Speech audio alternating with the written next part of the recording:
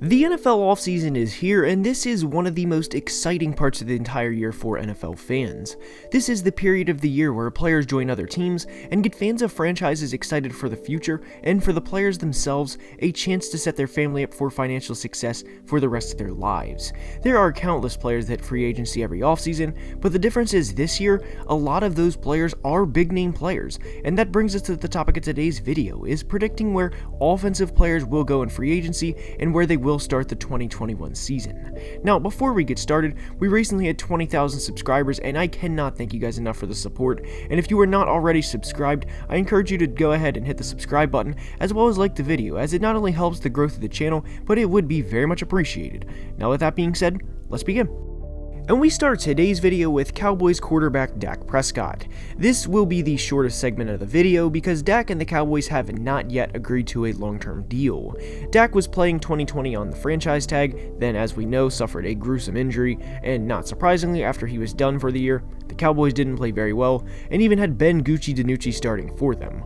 Prescott had an NFL record, 3 consecutive 450-yard passing games before he went down in 2020, and after he went down, the Cowboys passing game, not surprisingly, took a dive.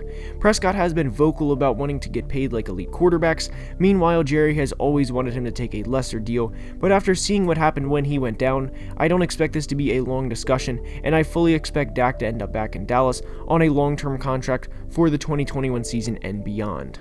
Next is Aaron Jones, the running back from the Packers. This is interesting for a few reasons because of what he'll command and the situation in Green Bay. So first things first, Green Bay spent a second-round pick on A.J. Dillon in the 2020 draft, and he averaged over 5 yards per carry in very limited action during his rookie year. The one time they truly let him run the ball, he had 21 carries for 124 yards and 2 touchdowns against the Titans, and that may have been a sign for what is to come in the future in Green Bay. Regardless, with Dillon being there and Aaron Jones having 2 1,000-yard years and 25 rushing touchdowns in the past 2 seasons to his name, I do not expect him to be a Packer in 2021.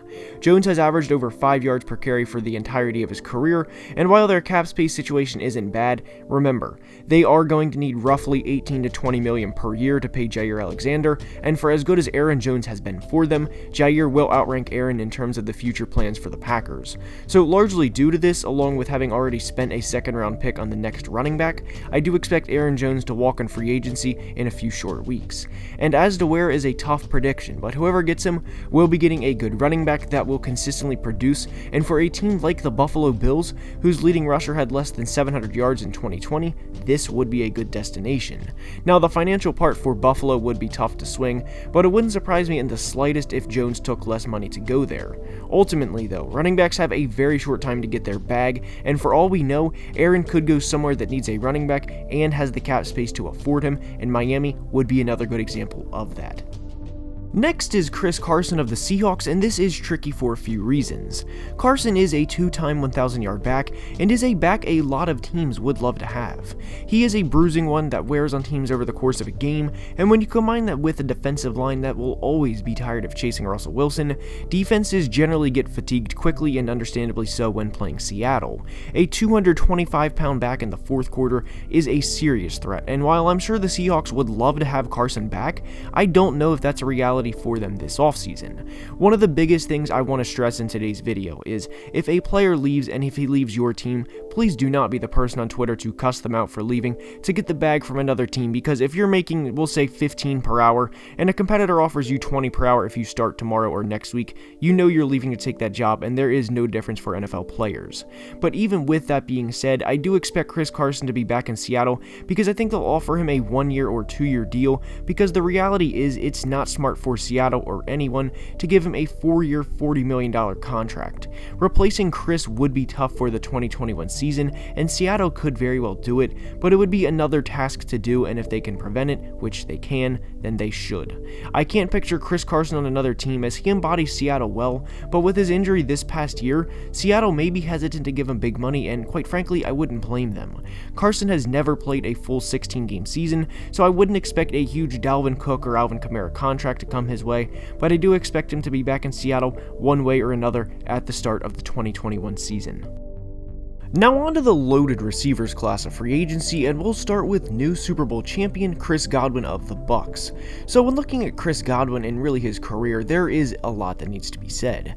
He was a third-round pick back in 2017, and 4 years later, he has 3,500 yards and 24 touchdowns on his resume, with a career-high 1,300 yards and 9 touchdowns coming in 2019. Now, Chris Godwin is a player that is pretty underrated and will occasionally have huge games and make big plays, but is not routinely involved in the top wide receiver of the NFL discussion.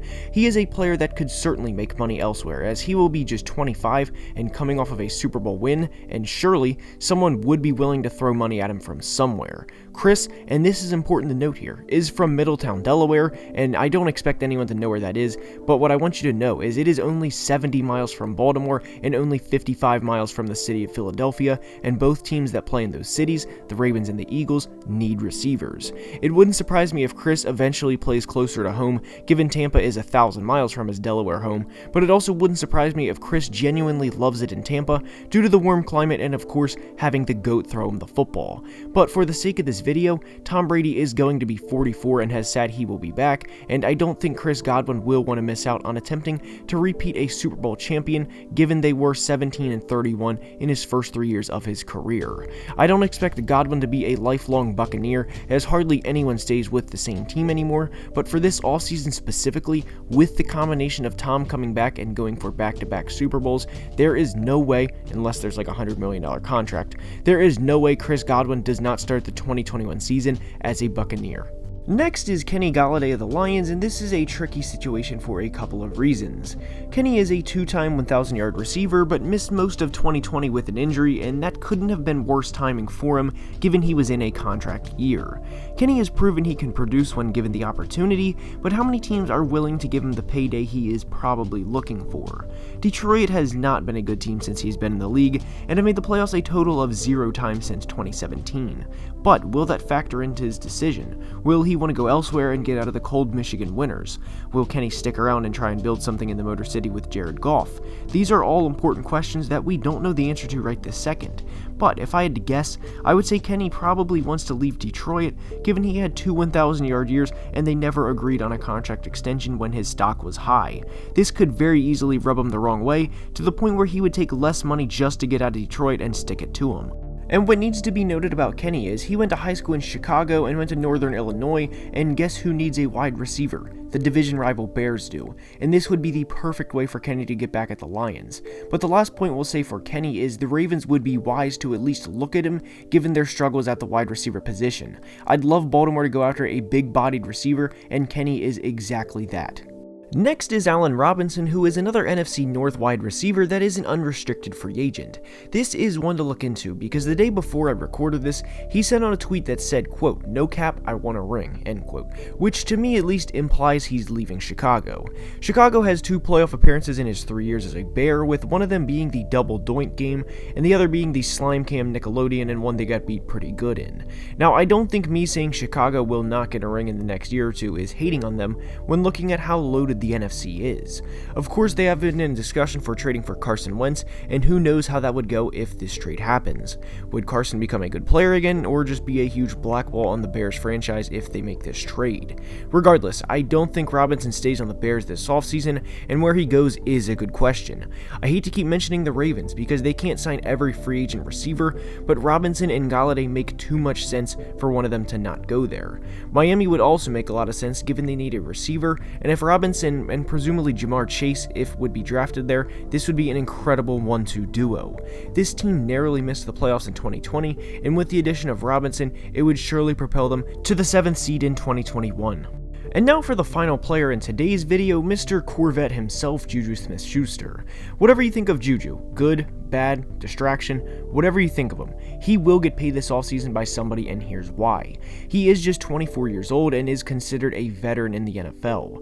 Very rarely is there a player that hits free agency this young and let alone as talented as he is. He is a receiver who has went for over 1,400 yards before in his career, and a player a lot of teams would want. But who will pay him, and that is the question. Remember, Pittsburgh has to pay TJ Watt, and unfortunately for Juju, he is more of a priority to the franchise than Juju is at this point in time. There are teams like the Jets who will surely be interested in acquiring him, as well as teams like the Dolphins. Juju is an interesting player to look at because money is not an issue to him because he has several streams of income regarding his social media presence. He has also stated he wants to go back to Pittsburgh multiple times on Instagram and Twitter, but I realize, and I just said money isn't an issue for him, but how much of a discount would he be willing to take to stay in the Steel City? Now, Juju's market value, we'll say, is X dollar, but that doesn't mean he'd be willing to take 40% of that just to stay in Pittsburgh. So money, in a sense, isn't really that big of a concern, but in the same sense it is, because you're not going to take 40 or 50 million less than what you're worth, whether you're Juju or anybody. Anyways, despite the Jets being the Jets, New York would have some appeal to Juju because of the city and connecting with his former college teammate Sam Darnold. There are countless possibilities for Juju and where he will play in 2021, but as of now, if I had to guess, I would say he leaves Pittsburgh, given the uncertainty of the post-Ben Roethlisberger era. And with that being said, that's all I have for today's video. I hope you enjoyed. If you did, please like the video and subscribe to the channel. It would mean the world. Thank you guys so much for 20,000 subscribers, and I will see you guys next time. Have a great day. Love you guys. Deuces. Peace.